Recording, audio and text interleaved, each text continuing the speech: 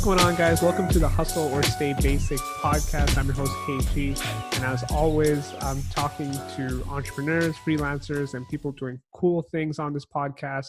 The intent of this podcast is that maybe you'll learn something from our guest and maybe want to connect with them outside of this show. And just trying to look for good talent and people doing cool things and learn from them myself and sharing that value with you. Today, I have Shivi Darubra, who is a policy advisor for the government of Ontario, an author, artist, mental health advocate, all kinds of other cool things, hip-hop junkie, basketball fan. I'm throwing that in there. You can agree or disagree. Okay, there you go. You're wearing the Lakers shirt. So thanks, Shivi, for being on the show. Yeah, no worries. Thanks so much for having me. And, honestly, I really appreciate the podcast you do. It's really cool stuff. So kudos. Thanks. Yeah, I think I was really consistent season 1, semi-consistent season 2, and then I think this would be season 3. Like this, you are the premiere. Like you're part of the premiere episode. So congrats on that. I really just wanted to jump into what you told me before this recording is that you're a policy advisor for the government of Ontario. Number one, I don't know anything about policies. And I think you mentioned a cool thing, like how policies kind of dictate how we live our life, but like personally myself, I don't know much about it. I just want to know, like, how'd you get into it? Why did you get into it? And what is it?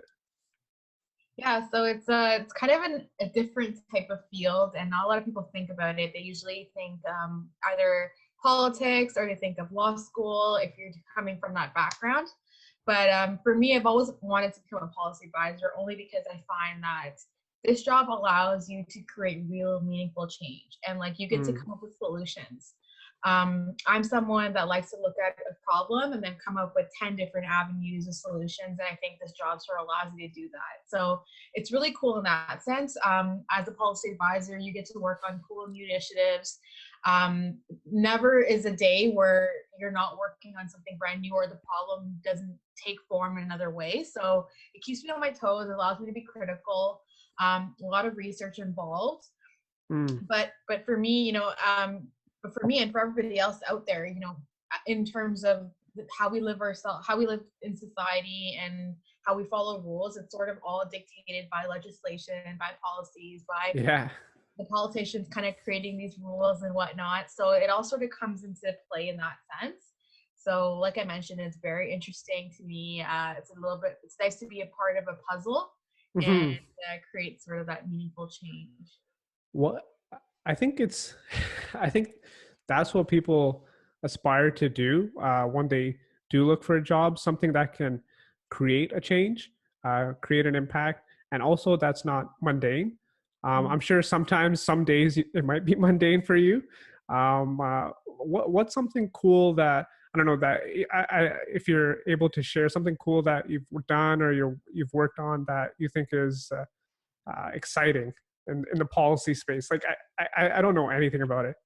Yeah, I mean, what I like about it is kind of looking at the level of influence it has down to, a household owner, for example. I work in transportation policy. So some of the things that I work on is literally related to road structure, mobility, electric vehicles, things like that. So these are all really cool things that a lot of individuals use on a regular basis. So for me to create or be part of a system that creates policies at a higher level, but also looking at it from the ground level, from the end user perspective, is really cool. And it's not one size fits all sort of mentality. It's kind of looking at it, okay, how do different neighborhoods are impacted by different things? How does the environment come into play? How are things considered economically? So there's a lot of other factors involved. And in terms of my journey into this field, I can tell you that it's been not very easy for me. So I'm very thankful and grateful that I got to where I am. But it took a lot of time and a lot of resilience to kind of get pushed through and sort of put my foot in the door. So it's one piece of advice I do want to share is that when you're really passionate about something and you find your purpose, nothing in the world can stop you kind of from doing that. So we always look in terms of getting experience from going from university or college to work. and that's the only valuable experience that you have to continue to put on your resume and talk about. But you can gather relevant experiences in so many different ways, and I think we don't give ourselves enough credit to value that type of work, right? And end of the day, you're still using your brain, you're still doing your job, right? You're still doing the job that you want to do, but you're taking different routes to get there. And that's what I like about how the world is shifting now, is there's a lot more flexibility and agility to do things. One of the things that I might have mentioned in like one of my older episodes, at least, is I think the route of doing something, volunteering or working unpaid, is pretty cool, and it's underrated. Like I had people DM me like, I want to work in a mechanic shop, or I want to, do something in a certain field. And my first response is like, do you know anyone in that field that you could, just go to the shop or go there and just kind of scope it out? Was there anything that you did in terms of volunteering or unpaid work, or something that really made you say, yeah, this is what I really want to do? Yeah, I would say for the vast majority of my mental health career, I guess a lot of that started off by just volunteering my time. And Mm-hmm. for me, it was something that I wanted to do to give back to society. I think that we all have different purposes in life. One is to feel your soul, and one is to also feel the wallet. So I that's the way agree. I look at it. To keep you growing as an individual. But Yeah. I think, we have a due diligence as humans to take care of each other and to learn new things and to grow as a society. So volunteering is something that we can do where you're allowed to sort of channel and exercise freedom and flexibility and creativity without having to worry about what your boss is going to think, or Mm-hmm. what if someone fires me. You're allowed to sort of kind of push the boundaries and really be entrepreneurial, I would say, as you kind of move into new ways of looking at things, or you're looking to follow new aspirations career-wise. So for me, that sort of, I was starting off the mental health work with my book and going to libraries and just doing workshops and talks, and then collaborating with organizations as well, and developing focus groups, and working with kids and working with families. And it's so funny, we were talking about this the other day, but we were talking about how you don't need to be an expert per se to Yeah. have value and to give insights. And I Mm-hmm. think when volunteering, you can share like a lived experience type of knowledge base with people that they can feel like they can relate to. And you're able to sort of 100%. create more of those, I guess, those more sympathetic, as well as that one-on-one connection when you're volunteering with somebody, and you're able to sort of create change in that little space that you're working with. So it's important not to dismantle or feel that volunteering has no value. A lot of that carries a lot more value than people generally think. And I think especially for younger people who are having trouble finding new jobs, like volunteering will get you there. Yeah. No, I'm so glad you agree, because I feel like the conversation I have with a lot of people, they want to, not fall behind, and then it's kind of like, fall behind in what? It's all perspective based on, your friend got into university, whereas you don't know where to apply, what you want to do. That doesn't mean necessarily that you're dumb or you're behind or something like that. It's just, hey, maybe you just want to take a year off and try some things, right? For um sure. And our journeys are all different too, right? Like I find that for some people, I think for most people too, we have this mentality where we're very goal oriented. Like we have to do this to get to this. Like mhm. we have a destination always in mind. And that's where sort of you talk about like comparing yourself to other people, going on Instagram, looking at people living their best lives, and Their best life, yeah. right, and like you kind of live in this like have this imposter syndrome either developing, or you feel like you're not good enough, or there's constant comparison. But the reality is, I think as humans, we're constantly growing. And I think shifting that mentality from goal orientation to growth orientation is what's going to help you move forward successfully, not only professionally, but I think emotionally, spiritually, Mm. mentally as well, will help you grow in all those different areas and ways. Now this might be a dumb question, but what's the difference between and if you don't know the answer, that's totally fine. What's the difference between goal orientation and growth orientation? Because when I think of things, like I think like, okay, I have a goal. I want to, monetize my YouTube channel. I want to grow it. And then also I know to grow it, I need to acquire a lot more knowledge on, stock market, financial stuff like that. So I need to continue growing myself, but that's my goal. Is that the difference, or is it something else? I think you have a good handle on that definition and you sort of made it your own. But I think for me, at least, speaking from my personal experience, when I was thinking very goal oriented, I was like, okay, I need to get to that place. I need to do that. Like, that's where I want to be. So you become so tunnel vision and focus on and hyper focused on getting there that you don't realize, okay, you think about how you're going to get there and what can you do for yourself to help yourselves evolve to get there. Like, we only think that there's only one way of getting to somewhere, and we don't realize that at like a tree, you can branch out in different things, but you still can get to that point.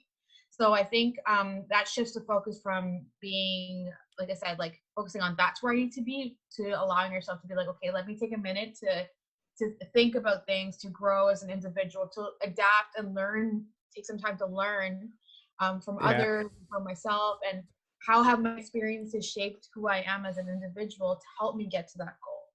So a lot of that I think has to do with like internal work. In terms of your experience, you have a designated goal in mind, which is good. Yeah.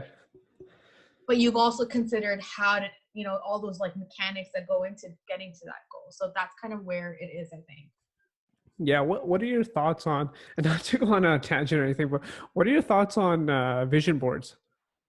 I like vision boards. I actually do. I have done it in the past, and I'm actually looking to do them again. But I think we do. This is probably going to sound so kind of funny to some people, but it works for me. So I'm going to just share my secret. Sure. Perfect. I'm a firm believer that we create our own realities. I really feel that when you visualize something and you can literally sit there and you can tap into all your sensory reactions, like how the thing smells or how it feels, or how you feel when you have that thing in your hand, or if you have that experience, something in the world will shift. I don't know what it is. I'm not into all that stuff, but I find that the universe always helps you get to that. And vision boarding is one thing that allows you to visually see what you want and where you want to get there. And you kind of will subconsciously rewire your brain to pick up on cues, or move into that direction without even realizing it. So I definitely feel that our brains are constantly we have to learn how to like adapt and change it, our mindsets about things, and vision boarding helps you sort of do that in a positive way. The reason I ask is because I actually did my first one. I would say it was probably like 3 or 4 months ago. I have it here. I'll just like quickly flash it by. I won't share too much about it. The reason is like, I couldn't really go get a big piece of paper or anything, but I was like, whatever, like I'll make some on a printed piece of paper, and I'll put it like right in front of me, like in front of this little spotlight I have in front of me. And, every day I'll take a look at it and I'll be like, okay, like what am I doing to get there?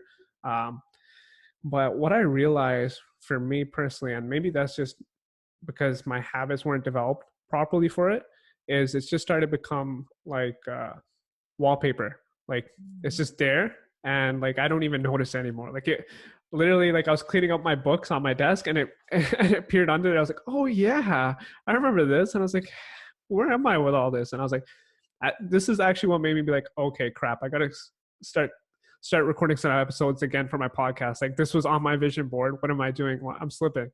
Yeah. So I tend to like, I also remember like, I know you're a big Kobe Bryant fan, and when he passed away, I had my wallpaper on my phone as Nipsey Hussle and Kobe Bryant, and there was a picture, and I was like, this is gonna motivate me every day to like, keep sticking to it, Mamba mentality, grind and stuff. And sure enough, like after a couple of weeks, it just became my wallpaper. I did not even notice it. So I think personally for me, I feel like I have to like either rotate it or keep on changing it every couple of months to keep it fresh and keep me going. How about yourself? Yeah, I mean, like there's different ways and different strokes work for different folks, right? So if you find that a vision board helps, the key with that is you have to keep it in a place where you know you're going to see it all the time. So Yeah. hiding on your desk probably is not the case. Like Yeah. putting on the wall, or like when you wake up in the morning, you can put it by like a mirror or something. For me, like I mentioned, I kind of slipped off the vision boards for a bit, but I've done a little bit of journaling, and I've also done a lot of affirmations lately where I'm just like saying Mm. things out loud.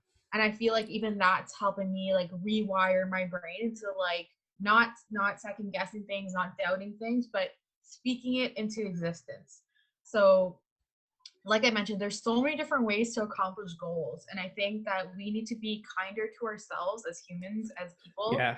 Stop trying to like fall into this like rat race mentality and be patient with our growth and just be like, okay, what's my purpose? What do I really want to do? Like, what makes me happy? And how do I want to monetize it? How is it going to provide me emotional currency as well as financial currency? Like, there's different, Exactly.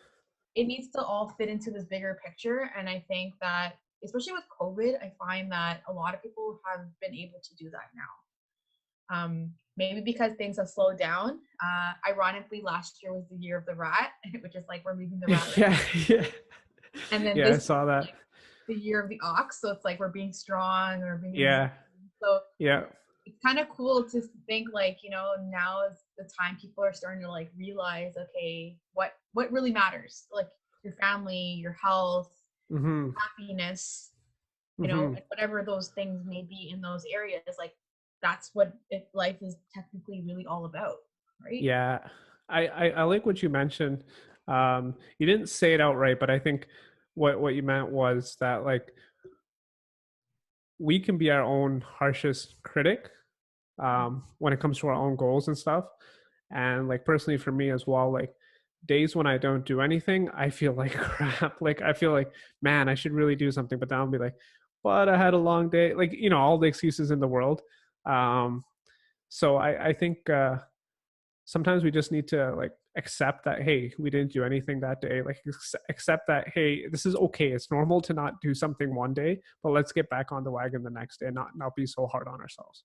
Yeah, I mean, like everyone's kind of exhausted right now, right? There's a lot of like things happening around us all the time. Things are constantly changing around us too. So it's mentally exhausting. We're overstimulated as people right now. Like we're on Zoom, we're on meetings, where the news is constantly on all the Yeah. time. Things are changing. Like it's affecting us in ways we don't realize. So it's okay to take breaks once in a while. And I also feel that keeping your circle around you that can kind of help you move from that mentality or keep you motivated, as well as have similar paths, really does help expedite this sort of transformation that you're trying to make as a person. Mm. I think that's something that I personally need to work on, is just get that circle of motivation as well. Um, like my wife motivates me a lot. She's like, "Hey, come on, go put out a video or something," and that's super motivating because I'm like, yeah, you know what, I committed to that. I should go do it.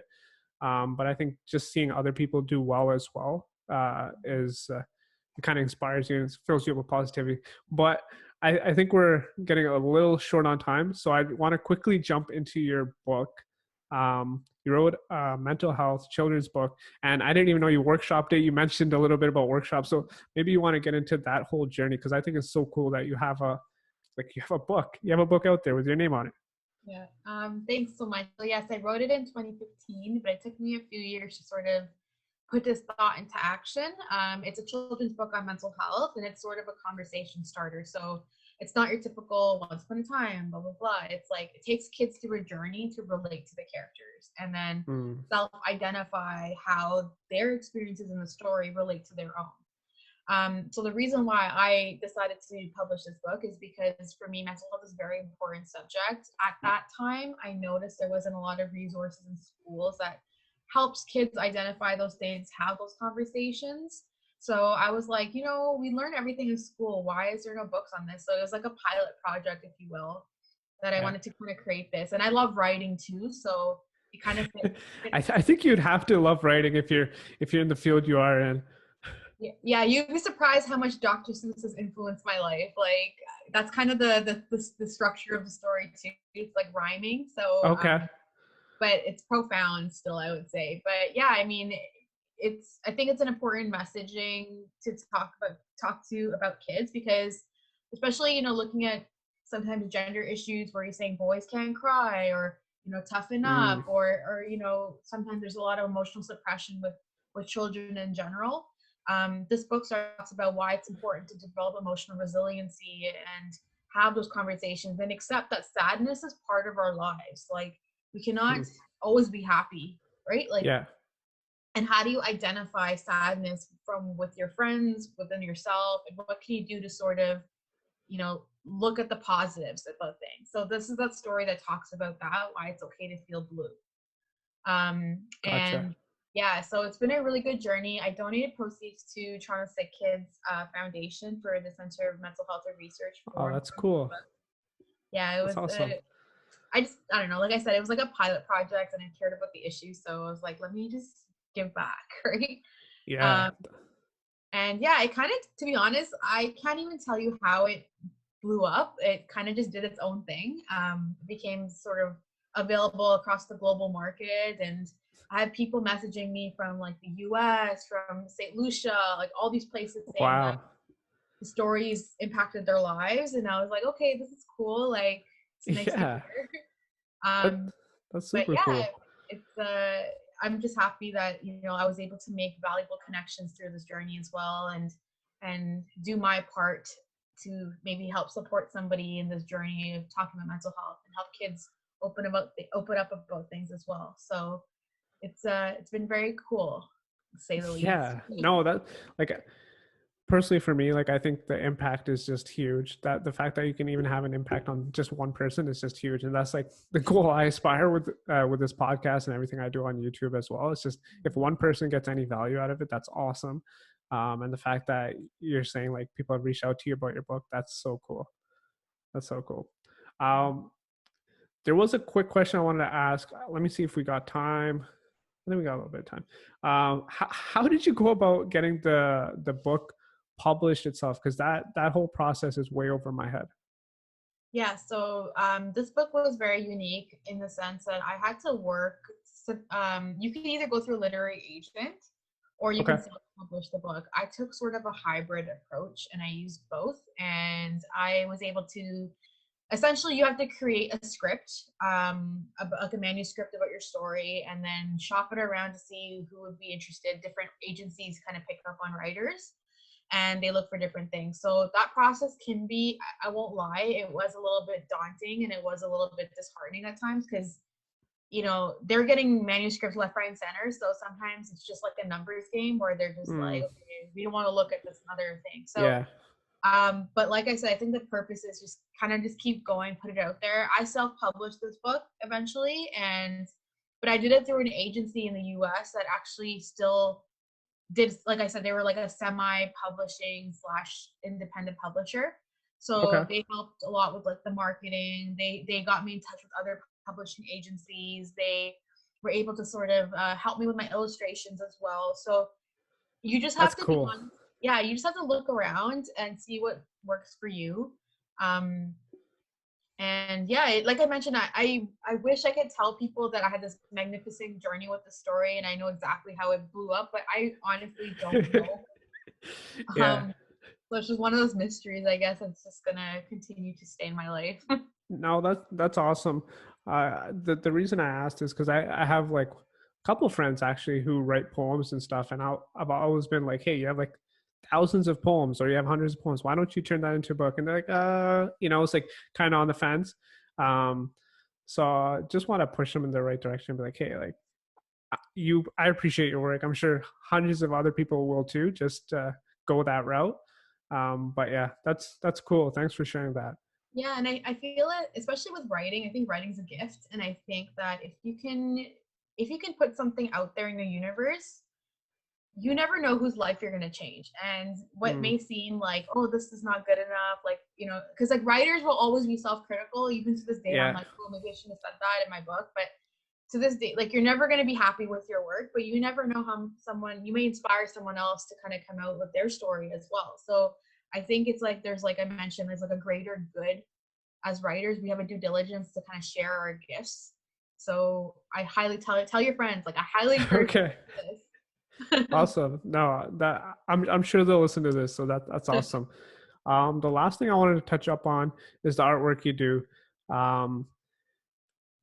Trippy. It's pretty trippy to me. Like that's the only way I can kind of describe it. I remember there was like you did a Mamba one that had like some purple, silver, and it just looked cool. And the only word I'm going to use is trippy.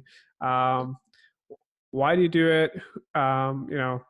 Just give your plug to your artwork. Yeah, so I am part of this organization called Fluidify, and the type of art I do is called fluid art.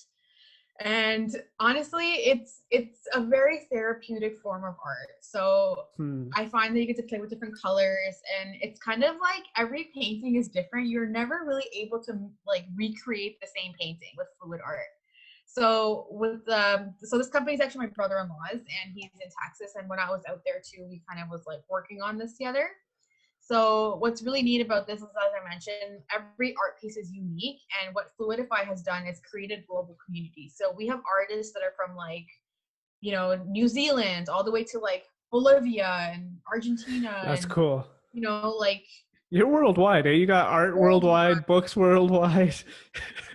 But that's what I'm saying. Like, it's just finding those like-minded people that, that your soul circle, that cluster of people that have the same passion with you. And sky's the limit when you have the right people around you to support you. So the good thing about Fluidify is that it's not just based on art, like we're selling art. It's actually saying that, we create a community. So we have like support groups in place. We have, we share different art stories. We talk about things that are happening in the world. We talk about how art has helped us and what we mean in the work that we produce, and sort of share those experiences. So I think it creates like almost like a global family in the sense, which is really cool. And, we've donated paintings to healthcare workers through COVID. So different hospitals in the US. We work with different universities as well in the US as well. So it's our way to sort of use the passion that we have for art in a therapeutic way, but also give back and share some beautiful art with the world. So highly recommend it. It's on Etsy. You can check it out. And honestly, join our community. Yeah, honestly, in the video description, I'm going to put all the links for your book, your artwork, your Instagram page, everything. So totally check that out. If you're watching this, if you're listening to this on Spotify or Apple Podcasts, you'll see the links there as well. So that's awesome. Let me just quickly check time. I think we have like 1 minute. Was there anything you wanted to share in like 30 seconds or so? Like any advice, anything? I just wanted to tell you that you're doing an amazing job with this. And oh my God. I do listen to your podcast, so it's really cool the type of people you bring out here. And you've been shedding stories on people's careers that are not, I guess that typical career pathway. Yeah. I think that's really important, and kudos to you for creating this platform. So keep up the good work. You use your plug time for me. No, I appreciate that. No, thanks so much, Shivi, for coming on. I really appreciate it. I really had fun talking, and like, I was just surprised the time's flying. I was like, okay, like I'm trying to do a 30-minute episode. It's just like flying. It was a great conversation. It really enlightened me, and I'm going to go read up more on like growth versus goals probably after this. So thanks so much for that. No worries. All right. And to all our listeners, thank you so much for listening. If you joined this episode, please subscribe, and I'll catch you all later. See ya. Bye. Take care.